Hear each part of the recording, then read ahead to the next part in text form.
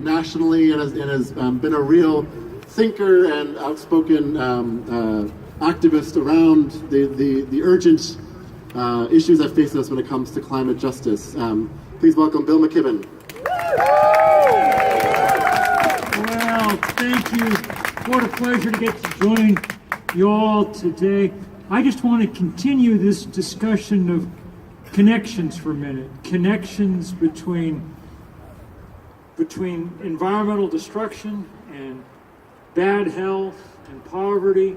I want to talk about them at different levels. Let's think about Vermont first and think about what's going on here, right around us.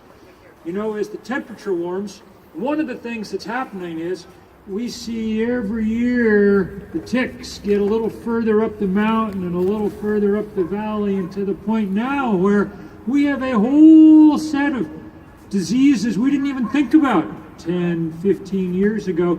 Now we not only have to deal with them, we have to deal with them psychologically.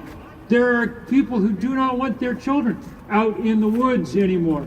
Nobody quite goes for a walk across the meadow with just the same sort of ease that they did a decade ago. In Vermont, when the temperature got too high and the water off the Atlantic seaboard got too warm, and we had our hurricane in 2011, one of the things we learned in Vermont was who lived in the floodplain in Vermont. And who lived in the floodplain were people who lived in trailer parks. And that's who got washed away in our greatest natural disaster.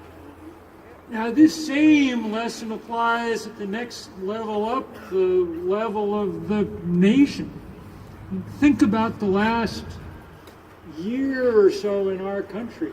We had in Texas the biggest rainstorm in American history. Hurricane Harvey dropped 4.5 feet of rain, 54 inches of rain on parts of Texas. And what did we learn right away again? We learned who lived down low, we learned who was really in the way, and we learned whose houses didn't get rebuilt inside of a few months.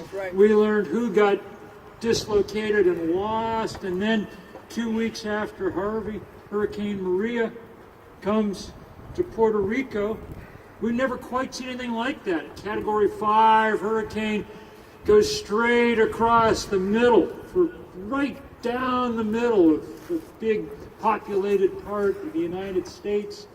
By the time it was done, it had done unbelievable economic damage, okay? Cementing the poverty of Puerto Rico. The GDP of Puerto Rico in 2016 was $101 billion. We think that Hurricane Maria so far done about $90 billion worth of damage. That's a year wiped away. The economists say it'll be another 25 years before Puerto Rico is back to where it was economically last summer, and that's if it doesn't get hit by another hurricane in the meantime. But of course, that wasn't the worst of it. The worst of it was what we learned this week, which was, well, nobody in the federal government was paying the slightest bit of attention. People were dying and dying, not by the tens and not by the hundreds, but by the thousands. The Harvard study that came out last week showed that 4,645 people had perished as a result of that hurricane, making it the biggest natural disaster in America in a century. Right. Except it's not really a natural disaster, which we can't really use that phrase anymore. You know, when you look at the insurance policy, it talks about acts of God.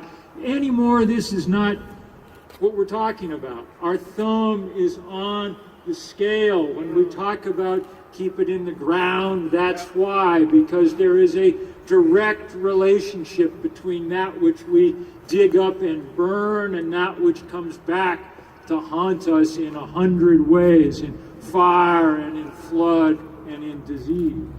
Right. Take it on up to the next level, the last level, the level of the entire globe, and you realize precisely the same thing.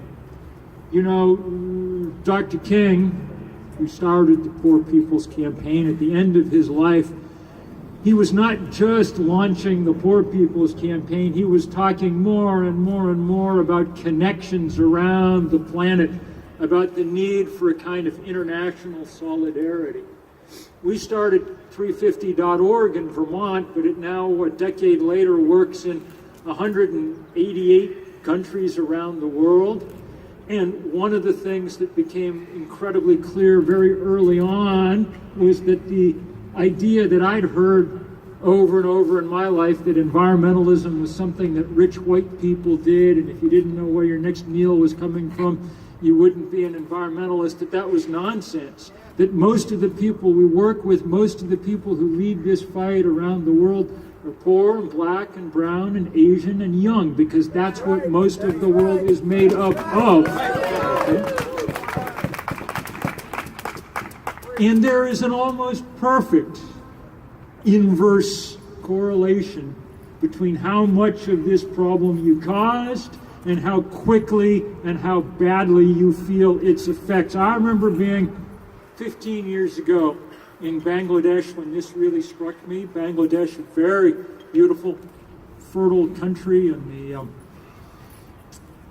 delta where the great sacred river of that part of Asia, the Brahmaputra, pours out of the Himalayas into the Bay of Bengal. And I was there to do some reporting because it's suffering over the long run from climate change as the waters of the Bay of Bengal rise, as those glaciers dwindle.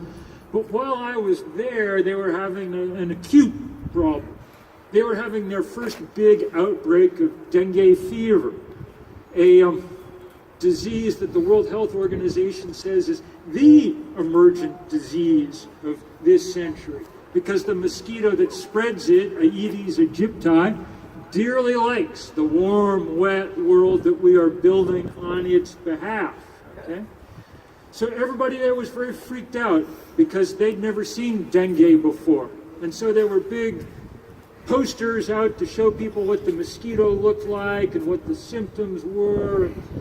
I spending a lot of time in the slums in Dhaka, so eventually I got bit by the wrong mosquito, and I was as sick as I'd ever been, but of course I was healthy and strong and well-fed going in, so I didn't die, but lots of people were dying. I remember being in the clinic that they'd set up in downtown Dhaka, and there were beds stretched out as far as you could see with people's cots, with people just sort of shivering on it. There's no treatment. There is no treatment for dengue because only poor people have ever gotten it, so why would you bother to have a treatment for it? But what struck me most looking at that was just how unbelievably unfair it is. The UN tries to measure every year how much carbon each country on the planet emits. You can't even really get a number for the 180 million people who live in Bangladesh. They're pretty much a rounding error in the calculations. Okay? When I saw that, when I came back home, it struck me all the much harder that the 4% of us who live in this country have put 25% of all the carbon that ever got put in the atmosphere up there. And that we're going to have to figure out how to take responsibility for that and do something about it. So these questions about poverty and health care and the environment are deeply and irretrievably linked. It makes so much sense that we are here talking about those three things in the same breath.